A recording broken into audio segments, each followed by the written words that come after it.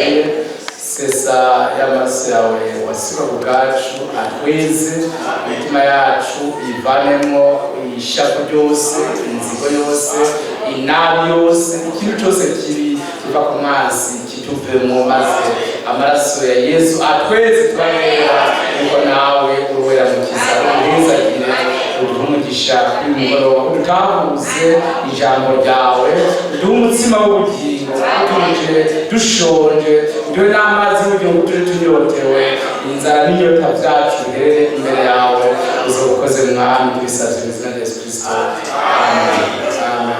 Umwami arahezaje cyane. Basomera muri Zaburi ya 15 twese duhagaze imbere y'Imana isumba byose. Zaburi ya 15 y'umurongo wa mbere dusome mu izina rya Yesu Kristo. Uhoraho, ninde azosembera mu ihema ryawe? Ninde azogerera ku musozi wawe wera? Nugendera mu gutunganya, agakora iby'ukugororoka, akavuga ukuri mu mutima wiwe, awutaremenkanisha ururimi rwiwe, ntagire nabi mugenzi we, ntakaze inkuru y'umubanyi wiwe. Mu maso yiwe igihumbu kirakengeretse, ariko yubaha abatinya Uhoraho. Icarahiye naho comugirira nabi ntiyirahuza, ntaguranira amahera uzohabwa ay'inyungu, ntiyemera ingurire yo gutsindisha ufise urubanza, ugenza atyo ntakizomunyiganyiza. Imana ibahezaje cyane byagire Mwami Yesu mwese abahezagire kandi cyane umugoroba utubere umugoroba special, ariko twebwe duhinduka ngo dutunge twari dukenye twinzobe twari twirabura, ahubwo kugira ngo imitima yacu ikizwe, ibyari turimo bibi umwami abirangize. Imana ibaze ko twese twifuza kuzogerera ku musozi w'Imana isumba byose, twifuza kuzobona izamuka. Amen. Twifuza kuzosanganira umwami wacu Yesu Kristo niyagaruka. Turashaka gusumba ibindi nuko Yesu nagaruka twozomubona imbona byadusezeraniye byose umwami akabidushitsa. Ibyo ndasabye ngo asamble yose naho kuba kagufi akajambo kamwe kameme mugatega amatwi kugira ngo umwami Yesu agakoresheje ka produce gatange umwimbu umusaruro mu bwami bw'Imana isumba byose. Umwami Yesu abahezagire. Yesu yabwiye Nikodemu ano majambo yo muri Yohana ubutumwa bwiza igice cya 3. Yamubwiye ati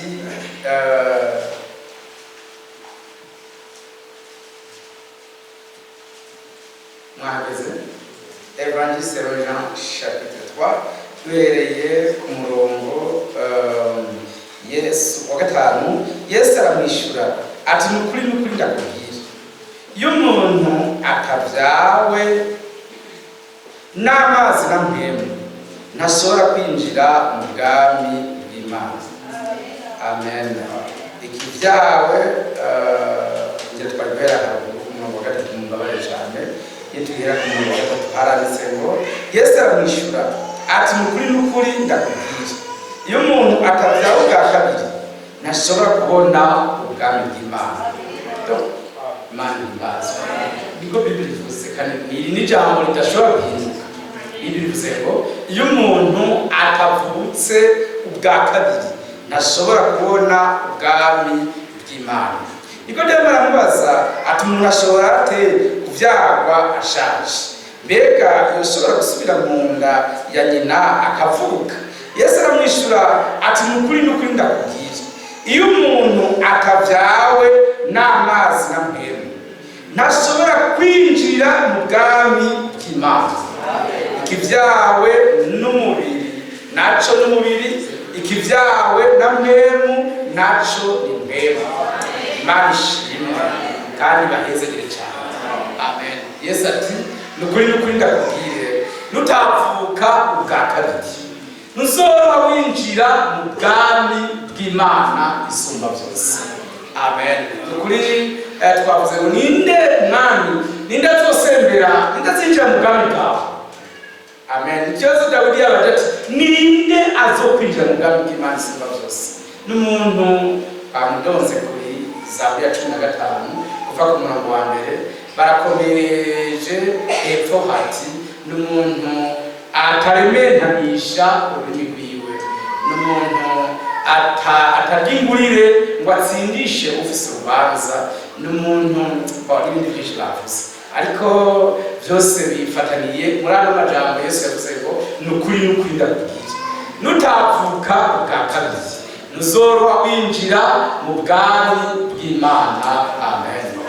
C'est impossible. Yesu ati ikivyawe n'umubiri naco ni mubiri, ikivyawe na mpemu naco ni mpemu. Umwami ahimbaza. Nuko buri mukristo wese azosanganira umwami Yesu niwavutse ubwa kabiri. Amen. Umuntu wese azobona izamurwa, condition sine qua non, niwavutse ubwa kabiri. Utavutse ubwa kabiri ntazoroha yinjira mu bwami bw'Imana isumba byose. Umwami ashimwe. Frere Petero yabwiye abafrere mu Vyakozwe n'Intumwa igice ca 3, arababwira amajambo muri Actes des Apôtres chapitre 3 verset 19, muri 19 niho yavuze aya majambo meza cyane rwose ati nuko mwihane. Amen. Manishimwe, Mana ni nziza. Actes des Apôtres chapitre 3 verset 19, nuko mwihane muhindukire. Amen. Ibyaha byanyu biharigwe, bihanagurwe, ibihe byo guhembuka bibone ingene biza bivuye mu nyonga z'umwami Imana, kugira ngo nayo izitume Kristo yabatoranirijwe kera niwe Yesu. Amen. Imana ihimbazwe. Nuko Yesu Petero ati nuko nimwihane. Nta muntu ashobora kuvuga ubwa kabiri atihanye ibyaha. C'est impossible. Ntitwinjira mu bintu ngo tube abanywanyi banditswe mu gitabo c'ishengero hanyuma duterere mu bikorwa turi abamambre gusa, ariko Bibiliya ishizeho ngo nuko nimwihane tout le monde. Amen. Niko Bibiliya yavuze hano muri Actes chapitre 2 kuri verset 37, Bibiliya iti bumvise ivyo bibacumita mu mitima. Imana ihimbazwe. Abantu bose binjiye mu bwami bw'Imana nuko byarakoze ku mutima. Ntibinjiye ngo bacike abanywanyi babaha icicaro barambireyo canke umwami agenda atore mu mazina, ahubwo Bibiliya ivuga ngo bumvise ijambo ry'Imana Petero avuze ribacumita mu mutima. Il fut vivement touché. Abantu bose umutima wabo utakozwe ko n'ijambo ry'Imana. Ils ont eu un faux départ. Bagize intango. Ashobora kuba ari umuntu w'umukobwa atoye muri site uti ingo shanze gutwara hanyuma akaza akamwanya twe twaramubatije twaravyemeye, cyangwa ashobora kuba ari umwana wawe wemeye uti niwaza mu byo nsengera mu nzo uhimbombo tunisaba twe twaravyumvise twaramubatije. Ashobora kuba inshuti yawe bwite dushaka kugabira inzu navyo ni sawa, tout ce que tu as fait c'est nul, ntacyo bimaze. Abantu bose binjiye mu bwami bw'Imana binjiye uko bakozwe ku mutima n'ijambo bumvise. Icyo bituma Bibiliya ivuze ngo nuko nimwihane. Haleluya. Regrettez, repentez-vous. Amen. Maze muhindukire. Soyez convertis, muhindukire. Ibintu mwari merekejemo mubitere umugongo, inzira mwari murimo nimuyishiremo akaguru kamwe akandi mugashire mu vy'Imana, ahubwo muhindukire mwese mucike ab'Imana. Umwami ahimbaza. Maze ibihe vy'impemburo biboneke abo bavyakiriye uko nibo Imana izorungikira Yesu kugira ngo aze kudutora atuvane mu isi atujane mu ijuru. Imana ishimwe. Haleluya. Maze ngo ijuru rikwaza kumugumya kumwakira kugira ngo Imana ihindure ibintu byose bishasha. Haleluya. N'abantu bahinduwe basha n'ijambo ry'Imana bumvise. Byarabaye difise Imana ihimbaza. Byanditse hano muri 1 Pierre muri Petero wa mbere byanditse hano muri Petero wa mbere aya majambo tuyasome murambabarira gose mu nyihangane tuyasome n'amajambo y'ukuri y'Imana isumba byose muri Petero wa mbere igice cya mbere haranditse aya majambo ngo nuko verse 22 bamenye kabiri hati nuko rero ko mwejesheje imitima kumvira ukuri. Amen. Que Dieu vous bénisse. Oh, c'est merveilleux. Ndasavye ngo kubikengera mu agaciro kabyo. Bibiri bivuze ngo ko mwejesheje imitima yanyu kumvira la vérité. Amen. Imana ishimwe kugira ngo mukunde bene data bitaruweye mukovye mu gukundana bivuye mu mitima.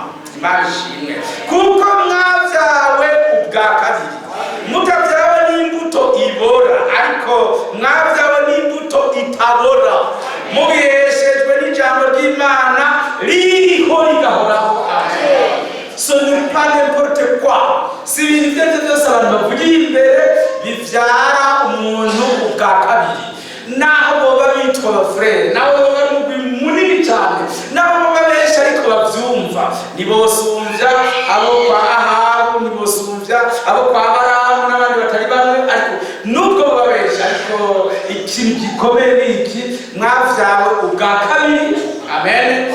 N'imbuto itabora ariyo jambo ry'Imana ririho rigahora qui demeure éternellement.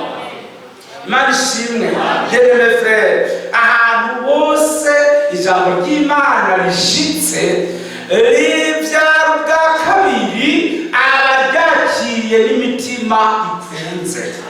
Kandi ijambo ry'Imana sirivuzwe na Jerome, ijambo ry'Imana sirivuzwe na Petero Kaveri, ijambo ry'Imana nirivuzwe n'Imana yadutumye ko abo nibifitiye confiance ko baza kuvuga ukuri.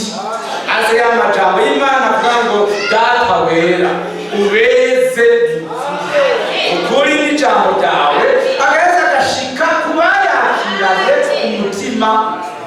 Nuko abana bavyagwa ubwa kabiri, abana b'Imana bavyagwa ubwa kabiri n'ijambo rihishuwe ry'igihe cyabo rikabahindukiza rikaberekeza mu ntumbero y'Imana mu mugambi w'agakiza mu gihe cyabo. Imana ihimbazwe. Imana ihimbazwe cyane. C'est comme ça. Imana ishimwe. Ndabisabye ngo munyihanganire muze dusome muri Yohana igice cya 8 handitse aya majambo ku murongo wa 47 handitse hati uw'Imana. Oui, ça c'est vrai. Amen. Uw'Imana. Amen. Imana ihimbazwe. Umuntu wese w'Imana yumva amajambo y'Imana. Ça c'est amen. Imana ishimwe. Umuntu wese nande ndabavuze nande ndivuze, umuntu wese yumva yarakiriye yaratahuye ijambo Imana yatungikiye ni uw'Imana. Umuntu wese Imana yakundishije ijambo ry'igihe ni uwayo. Imana ihimbazwe. Niryo rimuvyara ubwa kabiri. Que le Seigneur vous bénisse tous. Imana ihimbisha abavyumva mwese. Umuntu wese w'Imana yumva amajambo y'Imana isumba byose. Ati mwebwe igituma mutumva nuko mutarabimana. Igituma abandi batavyumva simvuze gucika umunywanyi wawe, mvuze abantu bose bafise mu mutima yonsezi bafashe mu mitima yabo bari mu bwenge bwabo bafashe mu mutima wabo ic'Imana barushiye arico kibakoresha arico kibarongora nibo iryo jambo ryaruka kabiri. Umuvisa frere muri Yakobo handitse aya majambo meza cyane tuyasome murambabarira rwose tuyasome. Yakobo chapitre 1 verset 16. Nimuzimire. Yakobo igice cya mbere mu 16. Nimuzimire bene data nkunda. Imana ni nziza. Yacashaka burundu. Nimuzimire. Amen. Nimuzimire. Yashize akabungu nivyo. bien dit maintenant tuzwe neza mu Faransa. Ne vous trompez pas. Tuwicare muri eglise uvuga ngo nzobona izamurwa parce que ndi umunywanyi w'abafrere, parce que ndavuga amen, twaramaze kwakira umugenzo wo kuvuga amen, parce que nambara nk'abasire, parce que ndapresha, parce que ndaja imbere ni pasteur, ndaja imbere ni mukuru wa chorale je ne suis pas. Tout ce qui est vrai, ne vous trompez pas mes frères bien-aimés. Mu Kirundi ndabivuga neza ngo ntimukibeshe.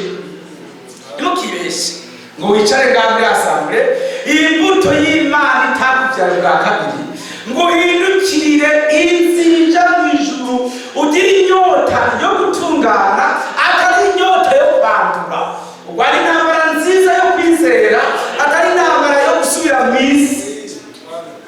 Ne vous trompez pas mes frères bien-aimés. Ngo ndi muri assemble merewe bien bose barankunda bose barantambura mais ne vous trompez pas. Nimwibeshe nimuzimire Imana ishimwe. 18 nk'uko yabigabiye ubwayo. Amen. Yatubyarishije ijambo ry'ukuri kugira ngo tube nk'umushuzo w'ibiremwa byayo. Amen. Abana b'Imana babyawe n'ijambo ry'ukuri nibo bashobora guhagarara neza mu bigeragezo byose, mu ntambara zose. Imana ishimwe. Vers 19 ivyo murabizi bene data nkunda. Namwe umuntu wese niyihutire kumva, atebe kuvuga, atebe kuraka, kuko barake bw'umuntu budakora ivy'ugoroka kw'Imana. Sase amen. Nuko rero mwiyamura imyanda yose n'ububi busigaye. Imana ishimwe. Mwiyamura imyanda yose n'ububi busigaye. Mwakirane kugwa neza ijambo ritewe muri mwebwe rishobora, aleluya, rishobora gukiza ubugingo bwanyu. Amen. C'est la seule parole de Dieu.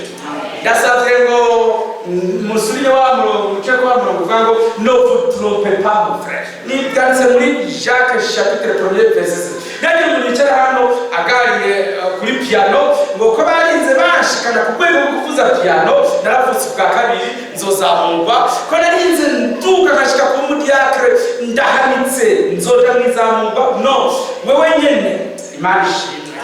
Wewe nyene bari wewe wisuzuma wiyizi. Nimba ijambo ritakubyaye bwa kabiri urimo umubambano, urimo umuzi w'umurazi, urimo ishano rizoguhitana uriyizi wowe nyene bwawe. Ico gituma umuti si uwo ko tukwirukana ngo nuzu tugarukemo, oya, haba umuti n'uyu nuwumva icotuma uvuka ubwa kabiri. Ni ijambo twashikirijwe. Appliquez-vous à cette parole. Fata umwanya ubwihereze niwo muti. Frère Branham yavuze ngo il y a du baume à garade.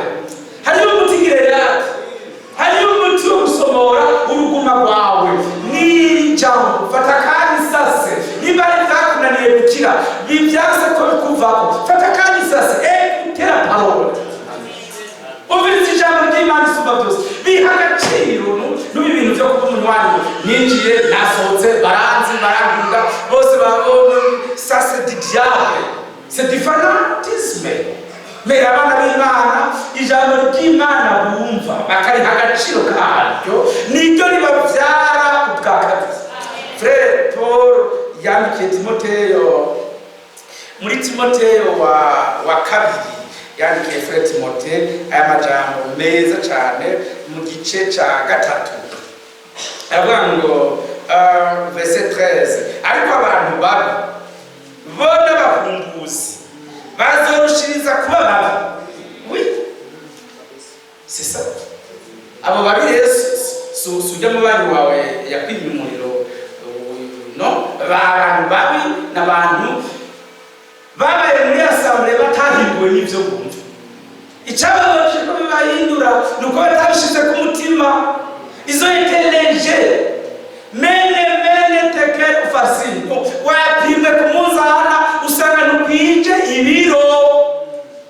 Abantu rero ngo gira migi musinziriza je vais écouter la transmission agaca yiga ikintu cyo musinziriza hanyuma ipredikasiyo kayiga mwitiro kandi ipredikasiyo bari tuyihigamo ico duhindura ngo ivyo bintu nta mwanya no birongera okay nta mwanya tubirongera no munsi ejo nawe bizobura kwawe hanyuma amafaranga ari kurarondera hamaza kuzamura yaza kujana ni uhazime twebwe turi n'inzira twahisemo n'inzira y'izamurwa inzira kuja gusangira umwami wacu Yesu Kristo kandi tubihabwa n'ijambo twashikirijwe niryo rituvyara ubwa kabiri oraho abibumvisha imana himbazwe amen. Écoutez frère verset 14 ariko weho abantu babibaza kwa mabari mais toi amen ugume demere amen ibintu wumva ubizigamishe memwe demere amen. Tivi vyatumye Yosuwa ashikana Abisirayeli mu gihugu c'isezerano nuko ivyo Imana yamubwira vyumvira vuze yamubwiye iti ivyo Mose yakwigishije bigume imbere yawe ijoro n'umurango ubimediteko ubigumize mu maso yawe ubigumize mu bwenge bwawe ubigumize mu mutima wawe niho ibyawe bizogenda neza. Imana yabwiye Yosuwa kandi Imana yavuze ntirahinduka n'uyu munsi acari yayinyene nico gituma Pawulo asubiyemo ngo ariko weho amen ugume mu byo wize ukabyizezwa kukuzi abakujije tuzi yuko wakiriwe watumwe n'Imana aba yakiriye Imana igaheza igakora ibikorwa byayo mu bugingo bwawe. Urahimbazwe ahimbazwe ahimbazwe n'ibyo bitazoshira avugishe abo byagenewe bose n'izina ry'Umwami wacu Yesu Kristo. Umwami yakoze ihabwa icyubahiro amen. Bien-aimé frère, Bible ivuze ngo turakomeje ariko turacari muri Timoteyo ariko de Timoteyo chapitre 3 verset 14 ariko wewe ugume mu byo wize ukabyizezwa kukuzi abakwigishije kandi si yukuhere muto bwawe wanyuze ivyanditswe vyera bishobora kukumenyesha ubwenge bwo kukuzanira agakiza gaheshwa no kwizera Kristo Yesu. Haleluya. Gaheshwa no kwizera kw'ivyo Kristo yavuze vyose ari ivy'ukuri amen. Kw'ijambo twashikirijwe natwe byose ari ivy'ukuri kandi rimwe inguvu zihindura umwana himbaza. Noneho Yesu ariko yavuze ngo noneho humura ntirizosubira inyuma ubusa. Ijambo ryarungitswe mu gihe cy'Abadiya ntirizosubira inyuma ubusa. Esayi 55 verset 11 ridakoze icyo Imana yarungitse gukora chez Jérôme chez moi amen. Ibyo mbere y'ababyizera nimba uri yitwa Maragarita nawe tushe Maragarita irakuraba ariko iconzi ni kimwe rifise imbaraga rifise inkomezi kuba ryakiriye to que Dieu vous bénisse. 1 Thessaloniciens chapitre 2 verset 13 niko Bible ivuze ngo yamara nama ndashimira Imana ijoro n'umurango kuko ijambo twabashikije mutaryakiriye nk'iry'abantu ariko mwaryakiriye nk'iry'Imana nk'uko riko maze muze kugendera pari ry'Imana mwahawe muriha n'agaciro hose aho mugeze hose muri byose maze naryo rigaheza likabahindura ligakorera muri mwebwe amen. Ne vous trompez pas. Wicara n'umufrere wibesha ngo Imana izobirenzako kazima ni muri message utangwe kwigisha abantu uti umunyabyaha wo muri message asumba umugororotsi wo mu giporoti. Ivyo bizo predication muzihoze ariko ico ndiko ndigisha frere nuko ijambo twakiriye ritoduhindura ryoba ritavuye ku Mana. Niba ryavuye ku Mana naho mwoba mutarivanze wala que Dieu te bénisse frère. Kuko ijambo bakiriye Hébreux chapitre 2 batarivanze no kwizera nico bituma ritabagiriye ikimaze ni ryashikirijwe yasamwe ni ijambo ry'Imana isumba byose ibyo twakoze byose mwiyasanga twari kugira ngo abatoranijwe babyakira ari iby'ukuri bahita bakira inkomezi z'Imana zihindura. Niba twaragaze nari mbere twigisha abafureti kuri Yesusi twari kugira ngo Imana ironke umurombero imeneramo ishiki wawe wavyakiriye ishike n'iwanje, kuko ibinyoma bihumanya abantu ariko ijambo ry'ukuri ryeza abantu. Iyo tukosorera twakoze kugira ngo ibibashikira mwebwe ibi ijambo ry'ukuri ry'Imana isumba byose ribeze mu kuri, ribavyara ubwa kabiri, ribashikane mu guhabwa ubugingo budashira mwizeye Kristo Yesu ko yabambwe ngo rihabwe inkomezi. Amen. Yari yashyize agaciro igihe yazuka mu bapfuye, yari yerekanye ko ibyo yavuze byose bizoshika ari iby'ukuri ku babyizeye bose. Rero Seigneur kubenisa Imana imbazwe aya majambo nayo kuri Imana bahezereye kandi bamugisha. Verse 16 ibyanditswe byose amen byahumetswe n'Imana kandi bifise agaciro, aleluya, ko kwigisha umuntu no kumuhana no kumutunganya, amen, no kumutoza indero nziza mu kugororoka kugira ngo umuntu w'Imana que Dieu vous bénisse abe ushitse un homme accompli, aleluya. Ntabwo umuntu warejareja abo umuntu ashitse, ntabwo umuntu aremurutse, no. Bien-aimé frère, Satani aharura abantu binjiye muri assemblée, ariko Imana yo ipima ku munzana abinjiye muri assemblée. C'est différent, biratandukanye. Mubaye benshi mubaza ngo nta Imana, ariko Imana yo majorité wayo benshi wayo ni umwe ahagaze mu kuri. Naheze Egiputa, naheze Ethiopia, ndabatanga ko incungu kugira ngo ndagukize ewe Israeli.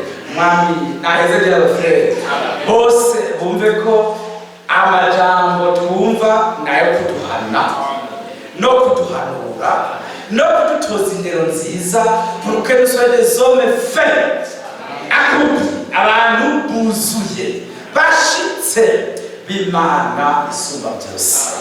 Imana nishobora gukora igikorwa ngo iburemo umwimbu jamais. Nimba wumva utari umwe ni wowe watakaye, abandi bari kandi yakoze ibintu by'ubusa. Pawulo yigishije abafrere ati muri Efesiens chapitre 4 yabigishije aya majambo yatwandikiye. Pawulo ati amen, kandi verset 11 yahaye bamwe kuba intumwa, abandi kuba bavugishwa nawe, abandi kuvuga ubutumwa bwiza, abandi kuba abungere n'abigisha. Yarabibahaye, ni bien, Imana ihimbaza, kugira ngo abera babone gutungana, baheze bakora igikorwa cyo kugarura ivy'Imana bubake umubiri wa Kristo. Oh, merci Seigneur. Cyo cyatuma Imana tubikira umuhanuzi, Imana tubikira umwigisha w'ubwenge kandi w'umwizigirwa, kugira ngo abera babone gutunganywa ni signification n'insiguro nziza y'ijambo ry'Imana ivuye ku Mana isumba byose. Banyweshejwe ku mazi y'ubugingo, nuko iyo bose bebe bakayanywako. Niko Yesu yabwiye wa Musamariyakazi ati niwanywa ku mazi ndaguha. Amen. Imbizi z'amazi y'ubugingo zo kwamazibuka mu mutima wawe. Amen. Nuko natwe twanyweye ku mazi Kristo Yesu yatanze, kugira ngo twabe twese twuzuye ineza y'umwami wacu Yesu Kristo, turi mu ngeso nziza, tutagendera mu biteye isoni, oya, ahubwo tugendera mu by'agaciro byatanzwe n'Imana isumba byose. Dieu vous bénisse. Écoutez frère bien-aimé, mwihangane tubisome. Imana ibamugisha. 13 kugeza aho twese tuzoshikira kukugiranira ubumwe bupfa kwizera. Oh, mbese mbese Imana igenda nziza ibiduhe twese niba assemble mu izina rya Yesu Kristo twese umwe wese ntagirane ubumwe nuko ari banasenge n'abayinarume n'abajama biganye oya sikijama habwo ubumwe buva ku kwizera ijambo twumvise. Jusqu'à ce que nous soyons tous parvenus à l'unité de la foi. Oui, kwizera kuva kumva Romains chapitre 10 kumva ijambo ry'Imana isumba byose kandi ijambo ry'Imana niryo namwe mwashikirije. Ijambo ry'Imana niryo mwashikirije. Ijambo ry'Imana niryo twashikirije. Nivyo Petero wa mbere yatubwiye ati niryo namwe mwashikirijwe. Amen. Ku murongo wa 24 ngo niryo namwe mwashikirijwe. Icyo jambo cy'ubutumwa bwiza niryo ni assemblée yashikirijwe. Bien-aimés frères bakundwa, umuntu natoga ngo ace azoba ari batashatse koga. Ijambo badushikirije nirishobora gutegura inkumi z'ubwenge rikazishikiriza Imana isumba byose. Ntabwo ari byakunanira ni afere yawe, Imana ntazotsindirwa kuko ibyari kutweza byose yaritanze. Imwemwe wo kudushigikira yaritanze, yamaza kurabo bose bakunda ijambo ry'igihe bakaribera amaso bakaribungabunga neza niryo mutima byara ubwa kabiri. Que Dieu vous bénisse. Mana nyenishi imbabazi ibaheze neza cyane. Écoutez frères bien-aimés, kugeza aho tugezeho kugirana ubumwe buva kwizera no kumenya umwana w'Imana. Oh Imana ishimwe. Esicoma asanga yose hano ikamenya umwana w'Imana. Nuweze yinjiye muri ruriya rugo akinjira avuga ati ndagushimiye mwami w'abami, ndagushimiye mwami wancunguye. Amen. Ndagushimiye mwami wakubise uzira jewe mu mishago yiwe rero dukirira indwara zacu, ibyaha byacu byose yabyishizeho. Nanjye narimwe kwinjira muri assemblée ndirimbo. Amen. Ngo ninde yemeye inkuru zacu, mbega ukuboko kuhoraho kwashimiwe nde. Haleluya. Imana ishimwe. Yari nk'akarobe, igiti cy'akarobe gikuze, nta muntu n'umwe yamwimviye ku ineza, bose barimo kumucira kw'amate, ariko uyo nyene vesekatwa uyo nyene yishize ku ibyaha byacu. Ibyaha byacu byakubitiwe, ibyagandaguriwe, ibishakuwe n'indukiza indwara zose kandi. Amen. Imana ishimwe. Verset 10 azobona urubyaro rwiwe. Psaume chapitre 2 verset 8 azobona ibivuye mu rubyaro rwiwe. Il aura sa postérité. Azobona ibivuye mu bise byiwe anezerwe.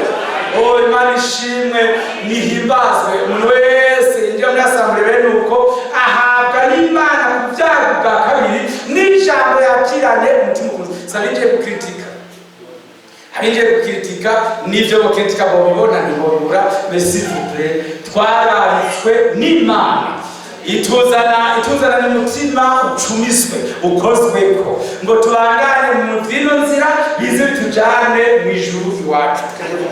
Nesi mwakoze 14 kugira ngo dushire ubwana. Amen. Nituzungazungishwe n'ibipfunda ngo tujanwe hirya n'ino n'imiyaga yose y'inyigisho n'amangetengete y'abantu n'ubugunge bwabo n'uburyo bwinshi bwo mbese Imana yarakoze bidera bidukikije byose. Amangetengete y'abantu, amayeri yabo, ibyo bacisha pembeni bashaka les prédications tayesimesi, ibyo byose umwami yabidukikije aturugikira ijambo ryiwe ritavanze, ritanyiganyiga, ridakosorwa, ridashobora guhindurwa. Abaryakira mwese niryo rihindukiza ivyiyumviro byacu. Imana ishimwe.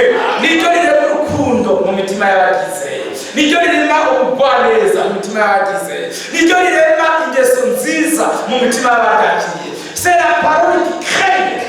Dieu a créé par sa parole. Imana ishimwe. Imana yakoze ibiyo tubona byose, ibikorwa tubona mu minsi itandatu kugira ibiraruka, ikoresheje ijambo ryayo mu kurema no mu gucungura. Haleluya. Izorema abana bavutse ubwa kabiri ibaremesheje imbuto y'ijambo ryayo. Cyo gituma ryo yaturungikiye hahiriwe abadakirwayo. Rizobyara ubwa kabiri ribarememwo la nature de Christ.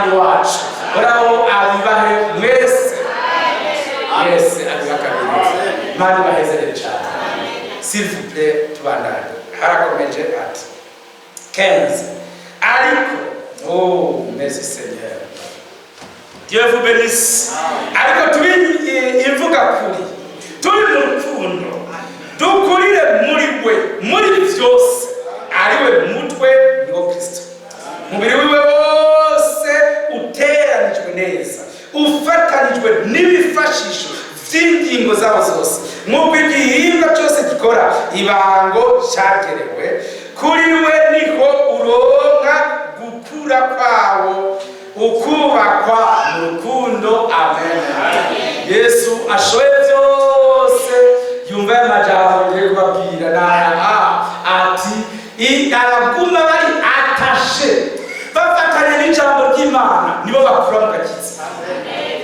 abaguma bose bafatanye nabyo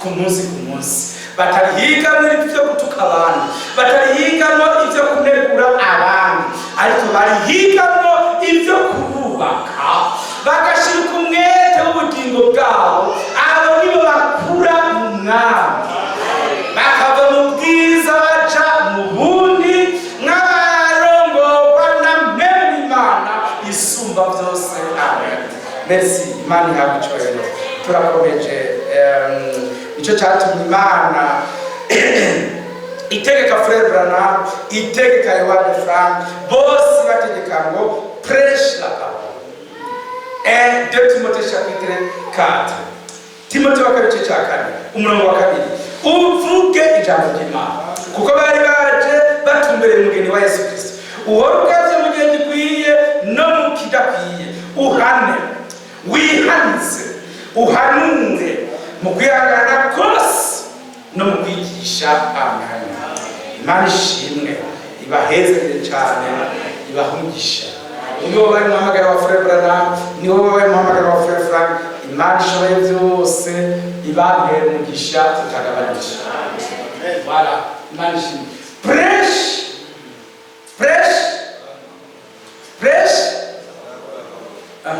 umvise batubwira utegekere tuvuga amakamera batubwira tuvuge piano zo muri eglise batubwira dukora inama ya korali non prêche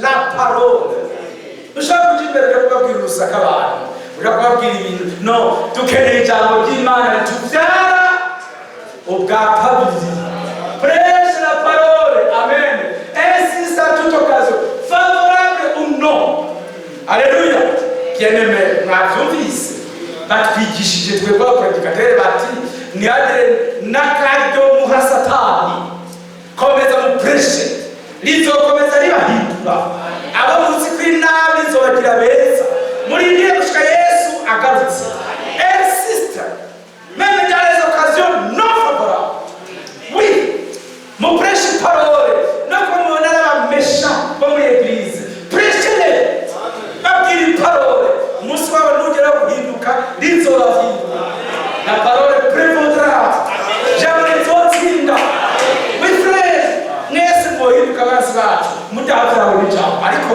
imbuto y'ijambo imaze kubamira mwese busero bien-aimés frères et sœurs tuvuge rumwe tugire l'unité de la foi que le Seigneur vous bénisse Imana ibamugisha mwinshi nimutore nimucokorane nimunegurane ariko prêche la parole ijambo rizikorera akazi abusanza mu nyandege rizokora akazi prêche la parole insiste favorable Imana Dieu vous bénisse muravize Imana ishimwe ça c'est vrai Imana amen iko ndasubira mu kanya ndababwira munyanganire ndabasomera mu Yesaya chapitre 11 Yesaya chapter 8 haranditse ano magambo umurongo wa 16 haranditse hati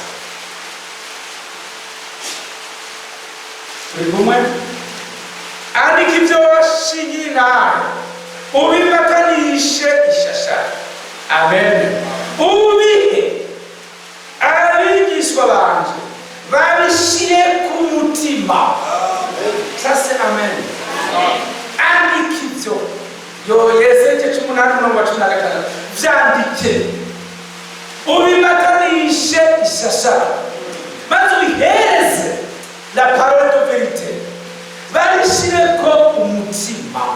C'est un impératif, ni itegeko ry'umwami wacu. C'est un ordre du Seigneur, no gushira ku mutima ijambo dushikirizwa. Si itegeko ryanje, ni itegeko ry'umwami Yesu, ni itegeko ritavuguruzwa ryahawe umugeni wa Yesu Kristo. Abagomba kwezwa bose bezwa n'ijambo bashize ku mutima. Abagomba kuvuga ubwa kabiri bose bavyagwa n'ijambo bashize ku mutima. Abagomba bose guhinduka bahindukire bahindurwa n'ijambo bashize ku mutima. Akanya karacariho, ijambo riracari hagati yacu. Nawe ukwiye kunyobwa kubokwa burundu n'ivyaha ngo bimuhezeyo. Ariko aya majambo Yesu yavuze yo muri Jean chapitre 18 nari kuri Imana bahezanye cyane. Yohana ubutumwa bwiza cye cya 18. Aya majambo umwami wacu yavuze ati verse 37, nuko Pilato aramubaza ati ngo wewe uri umwami? Yesu ati ni wewe uvyivugiye ko ndi umwami. Iki nico navukiye kandi iki nico canzanye mu isi, ni ukugira ngo nshingire intahe ukuri. Aleluya. Kandi ukuri wese yumva ijwi ryanje. Sasa amen. Imana ihezagire abafure bose. Ndabifurije kuvuga ubwa kabiri mwese, atari sentiment, atari ibintu mwiyumviriye, no mutrompe pas, atari ibintu bishizemo naravutse ubwa kabiri, atari etikete yometse ku oya, ahubwo kubwo gushira umutima kw'ijambo washikirijwe n'umutima ukunze rizokuvyara ubwa kabiri rikwinjizemo la vie de Jésus Christ. Ubuzima bwa Yesu Kristo nibyo rimutwinjizamo. Imana ihabwe icyubahiro, ihezagire abo bose batoranijwe n'Imana isumba byose. Haguruke dusaba Imana, soma buri wese yibuke aya magambo y'Imana dusomye, nuko mwabyawe n'umuti utabora, ariyo jambo ry'Imana mwashikirijwe. Imana ihezagire abafere bose, ibahumugisha myinshi, mwihende. Mumaze imyaka muri eglise kumbure noba naravutse ubwa kabiri. Nta wavutse ubwa kabiri atavyazi. Wavutse ubwa kabiri wese arabizi. Nta muntu yavutse ngaho muri familie ati je mvuka kwa Frere Jerome atavyazi. Arazi yavuka, arazi yavuka. Nashaka n'amafoto twayamwakira uyoya ko yavutse hari ivyabona vyinshi. N'ijambo ry'Imana ryaratuvyaye, rihindura intumbero zacu n'ibyifuzo byacu n'ingeso zacu n'imibereho yacu. Riraduha iyindi orientation divine, riraduha iyindi bonne orientation divine, ritwereka inzira ija ku Mana yacu. Niyo dufise, niyo turi muri munsi, kandi tugiye mw'iyo nzira umwami yadukerejemo. Niyo nzira ifunganye, n'uburyo ifunganye ababibona ni bake, ariko nivyo bijana mu bwami bwo mw'ijuru. Yesu ahezagire abafurere bose mu izina ry'Umwami wacu Yesu Kristo. Amen. Imana ishimwe. Vous devez naître de nouveau. Twese twifuza kuzogera ku musozi Siyoni, tutegereza kuvuka ubwa kabiri. Tutavyawe nuko tubonwa n'idini ryatwemeye, ariko tuvyawe n'ijambo twashikirijwe rigatuma habaho un autre esprit, l'esprit de la parole. Intego y'ijambo ikaba ritubera un guide, umuyobozi. Voilà, que Dieu vous bénisse. Murakoze, Yesu ahezagire cyane. Dieu vous bénisse. Imana ibahezagire kandi mwese ibahe imigisha. Imana ishimwe. Turaririmba ngo uze kwa Yesu. Namabera nimba mwumvise mpamagaye abantu, ndabahamagaye baze. Nimushaka muze, ndashaka uze kwa Yesu. Nimutana kabiri pasiteri akazi n'akarekero, umukoresha wabona akazi ariko pasiteri n'akarekero mu magambo yoroshe, nta bikoresho bitemewe rwose. Uze kwa Yesu, uze kwa Yesu, ubunyene uze kwa Yesu. Ijambo ririho ryaratanzwe, umutima wawe uriho urawuzi, muze kwa Yesu ashobora kuhindura, ashobora kubyara bwa kabiri akubyarishije ijambo ry'Imana. Wow.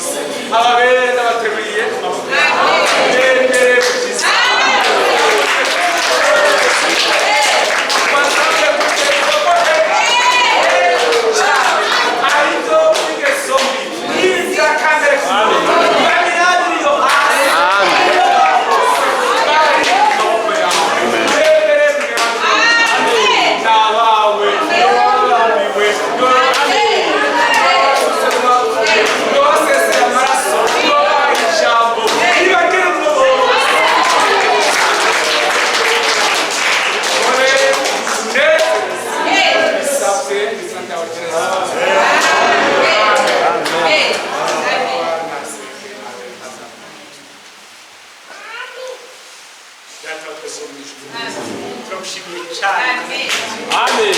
ijambo ry'ukuri maze kugira ngo turyizeye riduhindure amatsima byose dushikane bwira wa mutima tubeho tubera tubeshwaho nawe ugende byanditswe somwa nawe amatsima turi umuco w'isi banazi amatsima byose bigaragara ko ari wewe uba muri twe ko wahinduye paho yahora n'umwanzi wawe akari igikoresho mu minwe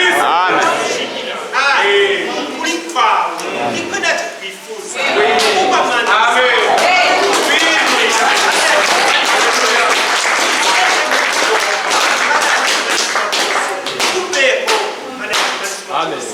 ari wewe uba muri twe muri imirimo yawe bageze mu mazima byose imwe yasezeraniwe abera ko bazokora amaze kwizera bituboneke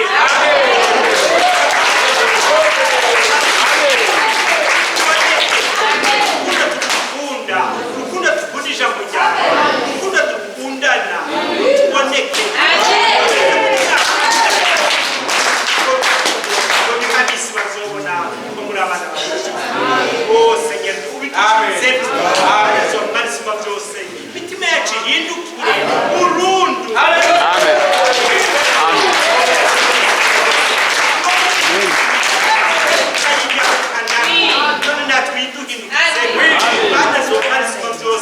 isi tubereke ibanga natwe tuyibereke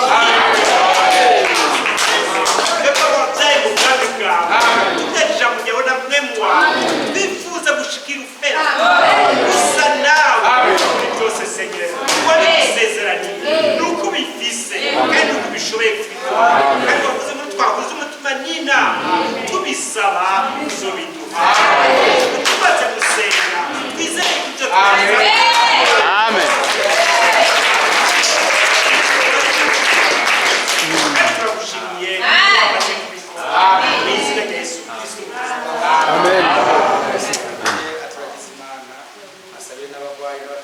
Umwami Yesu Kristo abakize mwese abaganga bababara bakayana basomoze bamanutse bose bakuwe neza umwami wacu Yesu Kristo Imana imaze gukiza imitima yamukiza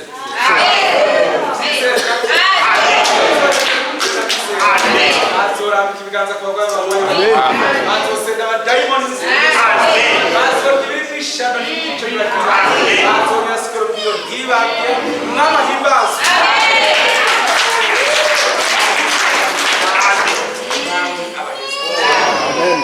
Databura Mana y'ubushobozi turagushimiye cyane ngene tuganiriye nashigikiye intambuko zacu mukoza hano ushigikira umusabyi wawe ariko aratubwira ijambo ryawe uradushigikiye na twebwe kuko duhaye dufatira ingingo ijambo ryawe rivuze akaka ushimwe mwami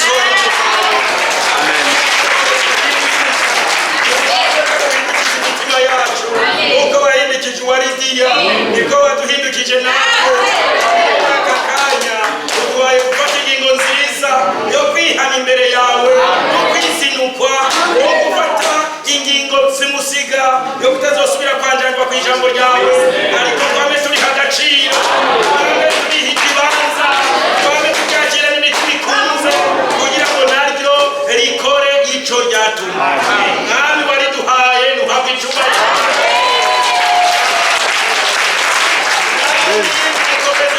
ukomeze kubana natwe maze utugabire n'ibyo dusabiye aha byose imitima yacu natwe yishishitiye natwe twariko turabisaba nibitubere nk'uko kandi werekeresha ubushobozi bwawe iri jambo ryawe ngo riduhindure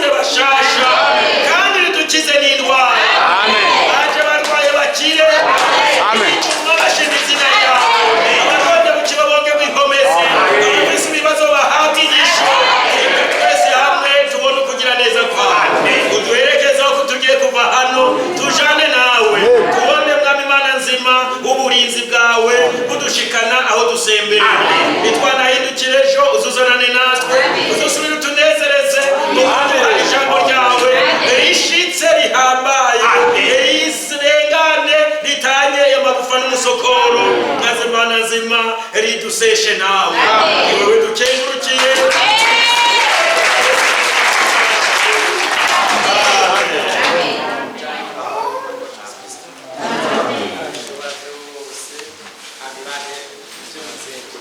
Amen.